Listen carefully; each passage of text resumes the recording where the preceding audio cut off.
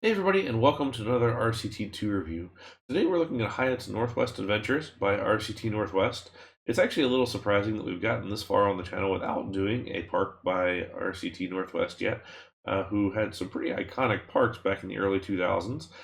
This one is from 2011 and is probably the culmination of all of those parks.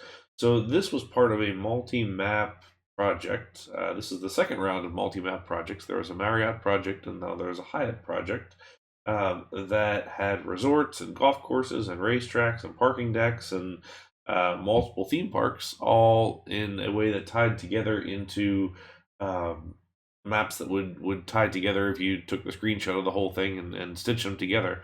With the new save format, actually, there's maybe a possibility that somebody with some patience can bring the whole thing together. We can actually see the parks as they were planned for. So it would be something interesting for a project at one point. But anyway, today we're looking at Northwest Adventures, which I think a lot of folks would agree is probably the best of the parks that James put together. Um, so I helped with this one. I did do a number of coaster layouts for the park, and Robbie 92 did a little bit as well. Um, so I tended to be RCT Northwest coaster guy, and was able to give him layouts for a variety of projects. But this one I did quite a number. Let's zoom out real quick and kind of take a look at this. It's a pretty big map. You can kind of see all the contextual stuff here, like this road that on this next map would continue along, and then the monorail system and everything else. But let's jump in. This was definitely one of the more themed parks that he had done. So you can kind of see it's this definitely kind of wood brick Northwest feel to it. If I remember right, he was based in Seattle or somewhere nearby. So that kind of explains the overall theme. One thing that is just a commonality between all of his parks is just the grandness of scale. So you can see kind of how big these plazas were, how big the buildings were, all of these sorts of things. Um, Definitely one of those builders who goes more to the macro than the micro. So this one I think is started to balance that a lot better. So you can kind of see some of um, this micro coming in with some of these buildings, like the little fire station here, and some of those. But on the whole, it's larger kind of macro type stuff. And as we get along to this side and get into this more call it alpine, I guess, look.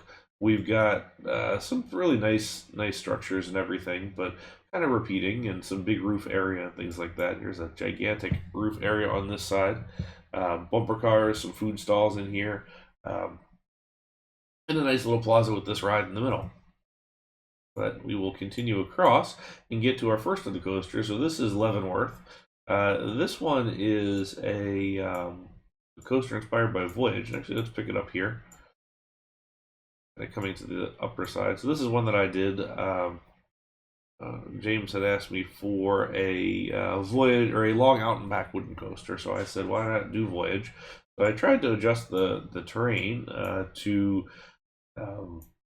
allow the coaster to at least have some good pacing all the way to and from the far turnaround. It's actually a longer coaster, I think. It's 4,200 feet long and comes in with decent pacing. One of the cool things with this park is that there was terrain involved, which is not typical on some of his other ones. But you can see this area is really nice. It carries through this whole space, and actually, in my opinion, this is one of the most pleasant areas that he's put together. I love this little kind of fountain area here with the retaining wall in the back, the coaster, the way that it kind of circles around. Just done very well all together. The train kind of running through here is nice as well. I love these bridges, just pretty heavily detailed, and or at least as far as train bridges go, and done in a really nice way.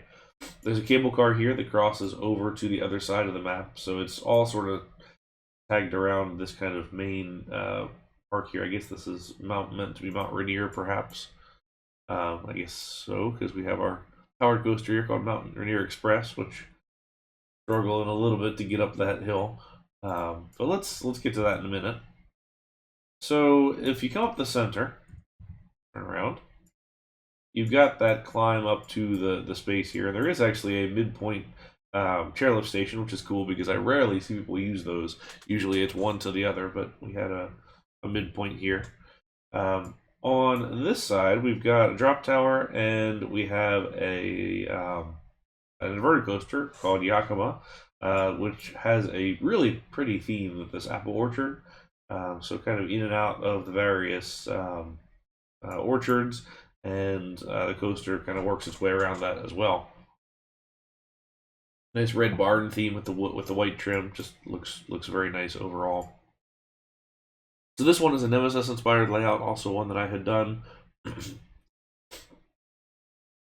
Starts off with a quick little dive into a corkscrew, dive into tunnel, and wrap around that loop, 0G roll,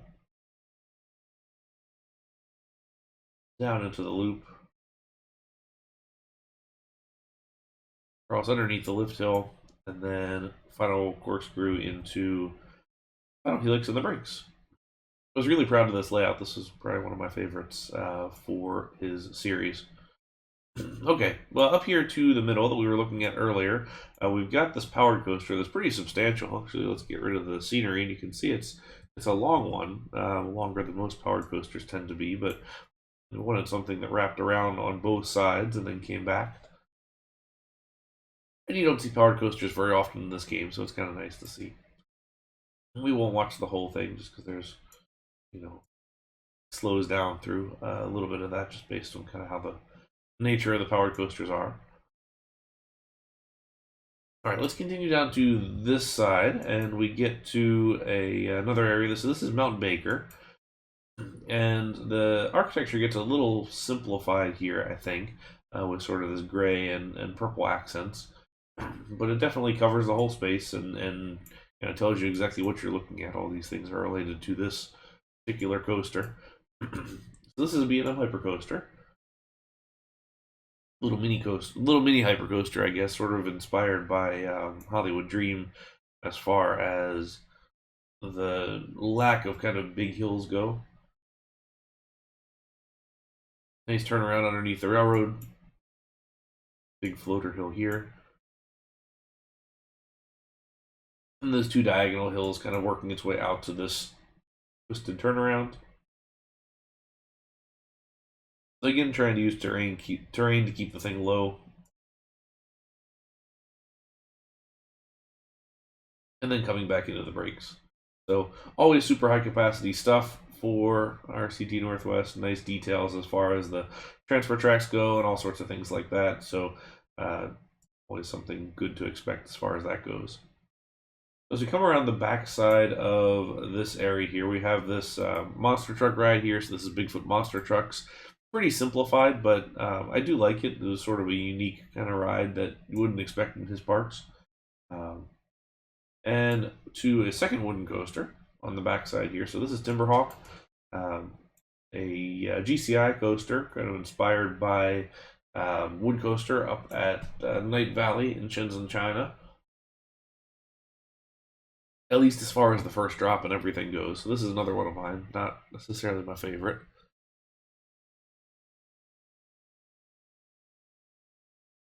But we got this sort of single, double, triple down here at the beginning. Dive underneath the queue. A lot of really cool interaction for stuff like that. That was something that he did very, very well. Was just interaction with pathways, interaction with the railroad, all sorts of just different details like that. Kind of wrapping its way around here, we tossed in the station fly-through. And all those nice little details through there. Okay, so we'll continue on over to this plaza. So you'll recognize this as a copy of the plaza that was on the other side. And this does carry around, which we'll see. We've changed theme again, although structure and architectural form is still pretty much the same. So we've got the ground molding that follows all the way around, and the colored trim that follows all the way around too. So we've got a Pizza Hut in here. Another couple of train bridges, which is quite nice. And then this coaster here. So this is a mock Blue Fire model, or I guess just their standard Mach launch coaster model. Little fast, for sure. This was one of those before Open RCT was a thing, and you couldn't just switch back and forth between track types. This was a pain in the rear to get done, so you could have proper block braking on this ride. So this one took quite a while. I was pretty pleased with the layout. It got some criticism, I think, when it first got launched, just based on it being a little bit of an oddball layout, but only Blue Fire kind of existed at the time. Um, Acknowledge it's a little fast now, and this top hat's a little wonky, but that's that's all right. I do like this kind of heavy use of um, the 1K roof scenery here for the standing seam metal in the teal. I think it looks kind of nice. So we're getting towards the waterfront area here, and actually I think it fits really well. So first, before we get there, let's not jump ahead of ourselves. We've got our Imax Theater over here. So it's got the Boeing Imax, which of course Northwest makes sense. And then there's a full hotel on this side, nicely detailed. Once again, a two-lane road into a portico share. We're definitely heavy on our traffic here, and the monorail that goes right through the middle of this. Okay, so like I said, this leads us to the waterfront. So we've got our various piers here, so sort of our Seattle kind of thing going on with the Ferris wheel right here on the water, which is quite nice. And then a couple of ferry docks that you can see here, and then just food inside, all named, all done very well. Ben and Jerry's, Starbucks, things you would expect. Nice little scrambler here on the side. Little side, you can't see that from the main park or main pathway, I guess, but that's all right. As we said before, just gigantic open spaces, which again, not a bad thing, but definitely definitely a stylistic choice. So we've got some monorails here, actually two monorails that, oh no, it loops around actually, covers across. We've got the Northwest Adventures Park monorail in and out. Nice plaza here for these trams. All right, then we can kind of go back in. So park layout wise, it's pretty easy. It's a loop with 4 accesses up to this Mount Rainier section and another loop around the mountain. And then each little area kind of has its own thing. So we jump into this area here, which has a mine train and a log flume. I think I did the mine train, but I'm actually not entirely positive. I think it was either myself or Robbie who did this one. So trying to make it a little more intense of a mine train, kind of like say what Intamin did at Bakken. So having those steep drops in there and steep climbs as far as this goes, and then some kind of tighter helixes and things. Integrated pretty nicely into the area, and I think Robbie helped a little bit on the scenery within this space. Definitely this log flume, because it has that feel, very detailed, a lot going on. So you can see this mine train here, pretty peppy throughout. There's a nice big drop underneath the railroad. Once again, great interaction. Under, over, under. Just throughout the whole thing, done really, really well. Pathway interaction here. And then once again, some more train stuff on this side.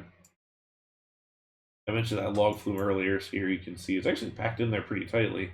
There's a fair bit of track as well, which I think is kind of quite nice.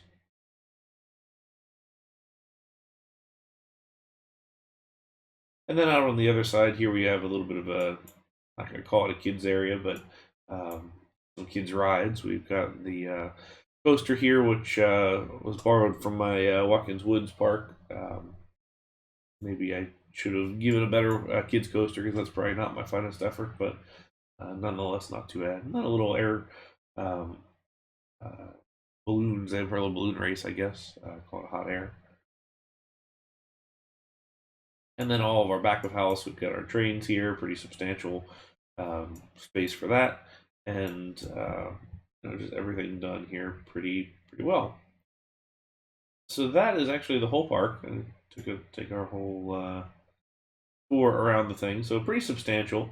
You'll notice the details vary throughout. Some of the areas are super detailed, some of the areas less so. But on the whole, I'd say this is one of the most detailed of RCT Northwest parks, and probably the best one of them, in my opinion. There was a lot of really great content that he put out, and I wish he was still building here and there. But he does still pop his head into the community every now and then. So if you're watching, thank you for all the great parks, and it was good working with you on these. So we'll call it a day for this one, but I'm sure we'll be back with some more of RCT Northwest stuff before too long. Because excuse me, there's a lot of good parks to showcase, and I think there's some pretty cool stuff to see. But until next time, thank you all very much for watching, and we will catch you in the next one. Bye now.